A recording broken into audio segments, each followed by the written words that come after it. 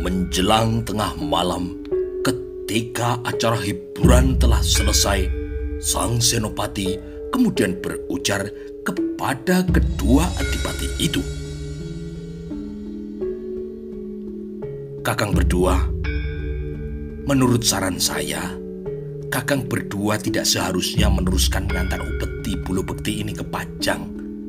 Lebih baik kiranya kakang berdua tinggal di Mataram ini untuk bersukacita. Silahkan menikmati semua sajian yang kami hidangkan sepuas-puasnya." Benar apa yang telah engkau sebutkan, Dinda Senopati. Bukankah benar demikian, Kakang? Petinggi Begelen pun itu kemudian juga menganggukkan kepalanya. Sang senopati kemudian segera menyambung dengan ucapannya yang kian menusukkan pengaruhnya lebih dalam lagi. Di Mataram ini, kakang berdua tidak harus menyerahkan upeti dan tinggal bersukaria. Menurut kakang berdua, apakah bedanya Pajang dengan Mataram? Jika Gusti Allah mengizinkan, Mataram ini pun akan menjadi kerajaan yang kebesarannya bahkan akan dapat melebihi Pajang. Dan jika itu terjadi dalam kenyataan, aku akan dapat mengangkat kakang berdua selaku adipati, bupati, tumenggung, penewu, ronggo, atau jabatan-jabatan lain yang kupandang perlu untuk kakang berdua jabat. Petinggi Kedu dan Begelen gembira mendengar janji sang senopati tersebut. Wajah mereka berseri-seri membayangkan jabatan yang bisa mereka sandang jika ucapan sang senopati Eng Alogo terwujud menjadi kenyataan. Sang senopati tersenyum melihat sikap dua petinggi wilayah itu. Kian dalam lagi ia menusukkan pengaruhnya. Sesungguhnya kakang berdua tidak hanya dapat berangan-angan, melainkan dapat turut pula mewujudkannya, Kakang. Bagaimana maksud Dinda Senopati? Semua itu bisa terwujud jika Mataram ini menjadi kerajaan, jawab sang senopati dengan tegas. Dan untuk mewujudkan Mataram menjadi kerajaan, aku tidak hanya membutuhkan dukungan dari kakang berdua, melainkan juga bantuan kekuatan.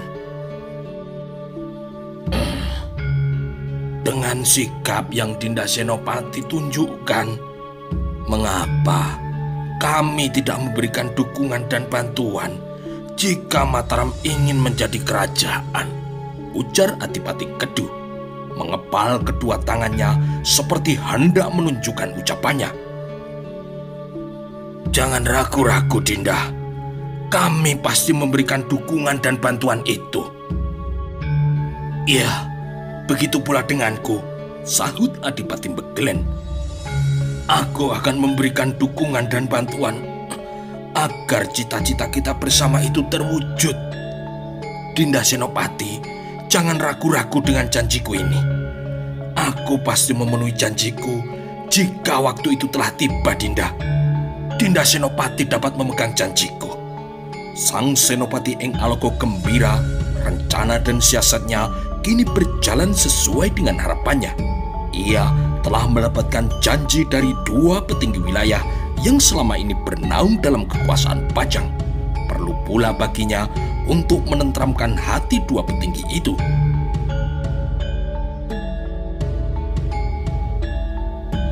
Baik kakang berdua, sebagai balas atas janji dan kesetiaan kakang berdua, sekali-kali takkan kubiarkan kekuatan manapun berani menggempur Kedu atau Begelen, termasuk Pajang sekalipun. Kekuatan Mataram akan segera kukerahkan untuk membantu Kedu dan Begelen guna menghadapi pertempuran itu. Kian gembiralah kedua petinggi dari Kedu dan Begelen mendengar janji sang senopati itu. Kian kuat dukungan yang mereka janjikan kepada anak angkat dari Sultan Hatiwijaya itu. Bahkan upeti bulu bekti yang seharusnya hendak mereka persembahkan kepada Kanjeng Sultan Hadiwijoyo kemudian diaturkan kepada sang Senopati Ing Aloka. Mulai kini, Dinda Senopati adalah raja kami. Pantas menerima upeti bulu bekti kami. Mataram tidak lain adalah sebuah kerajaan laksana pajang. Iya, benar sekali Kakang. Sang Senopati Ing Aloka amat gembira mendengar ucapan para petinggi Kedu dan Beglen itu. Serasa hampir terwujud wilayah Kanjeng Sunan Giriprapen pada dirinya. Maka dengan kegembiraan yang meluap dan sebagai balas atas persembahan upeti bulu bekti yang diaturkan kepadanya, sang Senopati pun kemudian memberikan hadiah mewah bagi para petinggi Kedu dan Beglen itu. Baju-baju mewah dan juga aneka perhiasan diberikan oleh anak angkat Sultan Hadiwijoyo tersebut. Namun di tengah-tengah kuatnya janji kebersamaan di antara Mataram, Kedu dan Beglen, serta penyebutan sang Senopati Ing Aloka selaku Raja Mataram oleh petinggi Kedu dan Beglen itu, Senopati Ing Aloka melihat sosok yang tidak begitu suka dengan situasi yang saling menguatkan itu. Mata tajam sang Senopati dapat mengetahui ketidaksukaan itu dan tidak membutuhkan waktu lama, ia telah mengetahui sosok yang aneh itu adalah Ki Bocor. Benar perkiraan sang Senopati. Ki Bocor merasa penggalangan kebersamaan antara Mataram, Kedu dan Beglen sesungguhnya merupakan bentuk nyata pengkhianatan atas kekuasaan Kanjeng Sultan Hadiwijoyo, satu-satunya penguasa agung di tanah Jawa. Tikaman yang curang bagi kekuasaan dari Kanjeng Sultan. Menurutnya pula terlalu gegabah dan berani untuk menyebut sang Senopati selaku raja yang baru. Sang Senopati Ing Aloka menurut Ki Bocor tidak pantas menjadi raja. Selain Sultan Hadiwijoyo masih bertahta, kedikdayaan sang Senopati Ing Aloka juga belum teruji. Amatlah berbeda jika dibandingkan dengan Kanjeng Sultan Hadiwijoyo yang telah ternama kesaktian kedikdayaannya. Sebagai wujud kesetiaannya kepada Kanjeng Sultan Hadiwijoyo, Ki Bocor bermaksud untuk menggagalkan penggalangan kekuatan antara tiga wilayah itu. Karena terwujudnya gabungan itu bermula dari Senopati Ing Aloka, Ki Bocor kini berniat mencelakai Senopati Ing Aloka sekaligus menguji kedikdayaan anak angkat dari Kanjeng Sultan Hadiwijoyo itu. Sang Senopati nampaknya memahami niat dari Ki Bocor. Sengaja ia membuka diri agar Ki Bocor menjajal kesaktiannya. Seusai pertemuan itu, ia pun kembali ke kediamannya. Sengaja pula ia memerintahkan pada seluruh prajurit Mataram di depan kepuro rumahnya agar membiarkan masuknya seseorang dengan ciri-ciri yang telah ia sebutkan. Nanti akan ada orang yang datang dengan ciri-ciri yang telah aku sebutkan tadi. Kalian berpura-puralah tidak melihatnya ketika ia mulai memasuki gapuro ini. Biarkan saja ia memuaskan keinginannya untuk menjajalku. Lurah prajurit penjaga kini mengangguk-anggukkan kepalanya mengemikkan perintah dari sang Senopati. Ia sangat percaya sang Senopati Ing Aloka akan mampu menyelesaikan penjajalan itu dengan baik, mengingat dengan mata kepalanya sendiri berulang kali ia telah melihat kesaktian dan kedikdayaan pemimpinnya itu. Sekejap kemudian, bagai mendapat kesempatan, maka Ki Bocor pun kemudian melaksanakan niatnya. Ki Bocor mengendap-endap memasuki wisma kediaman sang Senopati. Seketika ia melihat para prajurit Mataram menjaga pintu gapuro. Ki Bocor kemudian segera merapal ajian sirup lintang ke mukusnya. Dalam sekejap, seluruh penjaga di wisma sang Senopati telah jatuh tertidur. Kini Bergeraklah Ki Bocor memasuki halaman wisma dan terus bergerak dengan penuh kewaspadaan dan kehati-hatian untuk melewati pintu wisma yang sudah tidak dijaga karena semua penjaganya telah tertidur pulas karena ajian sirep lintang kemukus. Ki Bocor kemudian segera menghunus keris beruk 5 pusakanya yang terkenal amat sakti mandraguna yang bernama keris Kiai Mahesa Tengen. Setelah ia berhasil memasuki wisma kediaman sang senopati, matanya kemudian segera liar mencari sosok yang telah ia incar. Hampir bersorak kegirangan Ki Bocor saat ia mendapati sang senopati tengah makan sendirian dengan posisi tubuh membelakanginya. Tidak menunggu waktu lama, Ki Bocor kemudian segera menusukkan keris pusakanya itu ke tubuh sang senopati dengan sekuat tenaganya. Sinar putih berkiblat, hawa dingin pun kini menghampar keluar dari keris pusaka yang berlima tersebut. Pertanda Ki Bocor telah mengerahkan seluruh tenaga dalamnya. Tersentaklah kini Ki Bocor saat merasakan tusukan kerisnya bagai membentur besi yang amat keras. Tangan Ki Bocor kini bergetar hebat. Namun sang senopati tampak sama sekali tidak terpengaruh dengan serangan yang tiba-tiba itu. Sang senopati nampak tenang dan tetap melanjutkan acara makannya hingga Ki Bocor terus saja meneruskan serangannya. Berulang-ulang ia tusukkan keris pusakanya itu ke bagian-bagian tubuh sang senopati. Namun usaha kerasnya itu tetap tidak berhasil untuk melukai anak angkat dari Kanjeng Sultan Hadiwijaya.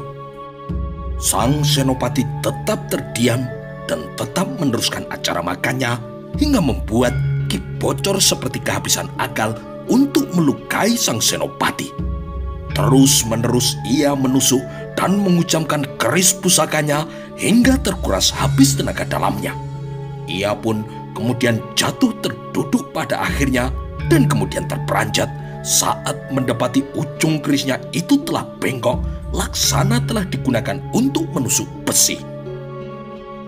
Ternyata keris pusaka Kiai Mahesa Tengen miliknya yang terkenal sangat ampuh dan mampu menembus tubuh manusia yang bahkan dilambari oleh ilmu kebal pun seperti tidak mampu menggores sedikitpun kulit sang senopati, apalagi menembus tubuhnya. Jangankan menggores kulitnya, pakaian sang senopati pun tidak ada yang sobek sedikitpun. Ki Bocor merasa bagai segenap tulang belulangnya dicabuti. Tidak ada daya dan kekuatan lagi kini padanya. Tidak ada pula yang bisa diperbuat Ki Bocor selain bersegera merangkul kaki sang senopati seraya memohon maaf. Terus-menerus ucapan maaf itu diserukannya untuk sang senopati.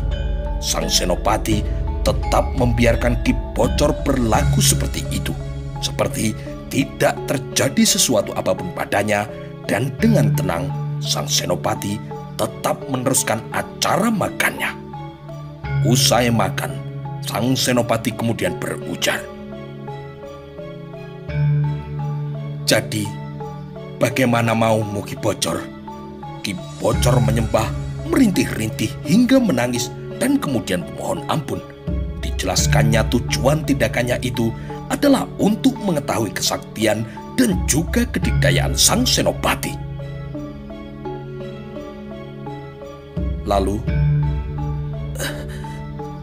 setelah hamba mengetahuinya sendiri, hamba menjadi yakin Paduka memang pantas menjadi raja. Ki Bocor kembali mengaturkan sembahnya. Hanyalah sosok sakti mandraguna dan dikdaya yang dapat menjadi raja. Dan hamba telah membuktikan sendiri bahwa Paduka pantas untuk menjadi raja, penerus atau pengganti dari Kanjeng Sultan Hadiwijaya. Sang senopati hanya tersenyum mendengar penjelasan dari Ki Bocor. Ki Bocor sejenak menunggu, namun tidak juga sang senopati berujar. Lalu Ki Bocor pun kemudian melanjutkan ucapannya. Kanjeng Senopati, sungguh-sungguh hamba memohon ampun atas tindakan bodoh hamba tadi. Ampuni hamba, Kanjeng Senopati. Ampuni ketololan tindakan hamba." Sang Senopati Eng Algo pun bersedekap. Dipandangnya sosok Ki Bocor yang terus-menerus memohon ampun kepadanya seraya menyembah-nyembah. Kemudian sang Senopati pun berujar, "Jika engkau kuampuni, lantas apa yang hendak engkau perbuat, Ki Bocor?" Dengan tegas Ki Bocor pun menjawab, "Jika kelak Paduka terlibat dalam peperangan, izinkan hamba berada di barisan terdepan untuk membela Paduka. Tidak akan hamba takut untuk menghadapi siapapun juga. Hingga mati, hamba akan senantiasa setia membela Paduka." Sang Senopati Eng Algo kembali tersenyum, menatap puas-puas wajah Ki Bocor, hingga akhirnya sang Senopati pun kembali berujar, "Baiklah Ki Bocor, engkau kuampuni. Aku ingin tahu, apakah janji lelaki yang bernama Ki Bocor itu dapat dipercaya atau tidak?" "Tidak akan sekali-kali pun hamba berani untuk mengingkari janji hamba ini. Percayalah Kanjeng Senopati, hanya kesetiaan yang hamba haturkan untuk panjenengan. Jika panjenengan ketahui hamba hendak meruntuhkan kesetiaan atau mencoba mengkhianati, hamba sendiri yang akan datang kepada Paduka untuk memohon agar panjenengan sendiri menghujamkan keris ke tubuh hamba." Sang Senopati Eng Algo menganggukkan kepalanya. Ia kemudian juga memberi sebilah keris pusaka yang berluk 5 yang bernama Kiai Kolonadah pada Ki Bocor untuk mengganti keris Kiai Maheso Tengen yang telah rusak karena tidak mampu menggores apalagi menembus tubuh sang Senopati.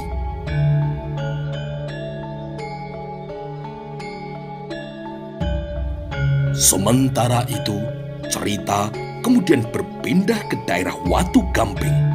Semenjak desa Watu Gamping dipimpin oleh Temang Serawean, desa yang asalnya cukup makmur tersebut menjadi desa yang sangat miskin. Kebanyakan penduduknya melarat, kekurangan sandang, dan juga kekurangan pangan. Belum lagi mereka dikucilkan dari katemangan-katemangan lain di sekitarnya karena katemangan-katemangan lain banyak yang merasa terusik oleh ulah Temang Serawean yang telah menyerobot tanah milik mereka dan mengganggu para pedagang yang lewat ke daerahnya. Keadaan tersebut jauh berbanding terbalik dengan kehidupan Temang Serawean yang hidup serba mewah dan mempunyai cukup banyak uang untuk menyewa para pendekar bayaran yang telah ia sewa untuk membuat kekacauan di katemangan lain sekaligus menarik pajak di daerahnya sendiri. Hal itu ia lakukan untuk mencapai ambisinya, yakni menjadi raja di Raja Tanah Jawa. Namun kini, setelah Temang Serawean tewas ditumpas oleh Surodipo, seorang utusan dari Mataram, kehidupan masyarakat Katemangan Watu Gamping masih tidak banyak berubah. Kemiskinan akibat ulah Temang Serawean masih berdampak pada mereka. Belum lagi kini disambung dengan musim paceklik. Sebenarnya tidak semua juga para penduduk Watu Gamping yang jatuh melarat. Beberapa pedagang besar di desa tersebut serta Ki Montolawe yang kemudian diangkat menjadi temang pengganti Temang Serawean kini hidup lebih dari berkecukupan berkat kelihan mereka dalam berdagang. Sebenarnya pun Ki Temang Montolawe serta para pedagang-pedagang yang lainnya masih bersedia untuk membantu penduduk lainnya yang membutuhkan. Namun bantuan mereka dianggap sangat kurang oleh para penduduk. Ki Temang dan para pedagang lainnya beralasan karena sedang musim paceklik, mereka tidak bisa banyak membantu. Hal ini pula lah yang membuat Sugali, seorang buruh tani miskin, menjadi hilang akal. Dia sudah kewalahan berusaha keras dan mencari pinjaman dari sana-sini, namun masih sangat kurang untuk memberi makan anak dan istrinya. Meskipun musim sedang paceklik, namun Sugali tetap berusaha keras untuk menggarap sawah tanah milik Ki Sugeng dengan harapan agar Ki Sugeng mau memberinya pinjaman atau setidaknya memberinya beras. Namun ternyata semua itu percuma. Ki Sugeng tidak bersedia untuk memberi Sukali pinjaman dengan alasan musim paceklik dan perdagangan sedang sepi akibat terus memanasnya hubungan antara Pajang dengan Mataram. Sukali tidak langsung patah arang. Dia berusaha untuk mencari kerja sambilan pada Ki Temang Montolawe. Dia bersedia untuk bekerja apa saja asal bisa diberi sedikit upah atau setidaknya pinjaman beras. Namun Ki Temang pun ternyata tidak menggubrisnya. Ia beralasan uang katemangan masih kosong. Mereka masih menjadi katemangan miskin akibat ulah temang serawean, apalagi pajak masih harus tetap disetorkan pada pemerintah Pajang. Akhirnya Sukali yang putus asa karena tidak tahan mendengar ratapan putri sematawayangnya dan juga perut istrinya yang lapar. Bagi mereka, bisa makan satu buah singkong atau jagung dalam sehari saja sudah sangat beruntung. Namun terkadang dalam sehari mereka terpaksa hanya minum air putih saja karena tidak mempunyai makanan. Di tengah keputusasaannya, dia mendengar bahwa di lereng Gunung Sumbing ada sebuah tempat pertapaan bagi mereka yang hendak berbelok dari jalan lurus untuk mencapai cita-cita mereka yang bernama Goa Demit. Dengan nekat dan segala cara, ia pun kemudian dapat membawa semua sesaji seperti jantung kerbau betina dan juga darah ayam cemani seperti menurut kabar yang telah ia dengar. Karena tapanya selama 7 hari 7 malam amat gentor, maka pada malam ke-7 ia pun mendengar suara bisikan gaib. Bangunlah, Ger Sukali. Tapamu sudah kuterima. Sekarang katakan apa yang kau inginkan dariku. Sukali menghanturkan sembah sujudnya dengan mata yang masih tertutup, lalu kemudian ia pun menjawab dengan pelan. Ampun Eyang, hamba ingin kaya raya, hamba ingin sugih, agar anak istri hamba tidak kekurangan satu apapun juga.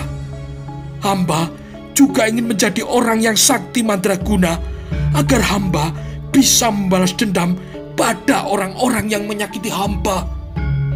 Kemudian terdengarlah suara gelak tawa yang menggetarkan seluruh bagian goa tersebut.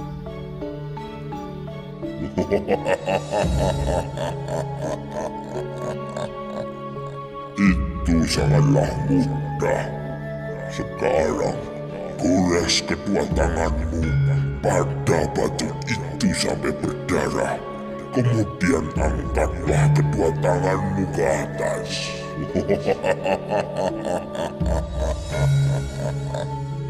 Tanpa banyak berpikir, Sukali kemudian menggoreskan kedua telapak tangannya ke atas batu karang goa di hadapannya sampai berdarah. Sambil meringis merahan sakit, ia pun kemudian mengangkat kedua tangannya ke atas. Tiba-tiba, angin deras yang berbau dupa dan kemenyan kini bertiup dengan deras. Ia merasa seperti tubuhnya telah dihisap ke atas goa, dan untuk beberapa saat tubuhnya melayang-layang, kemudian kembali mendarat duduk di tempatnya semula.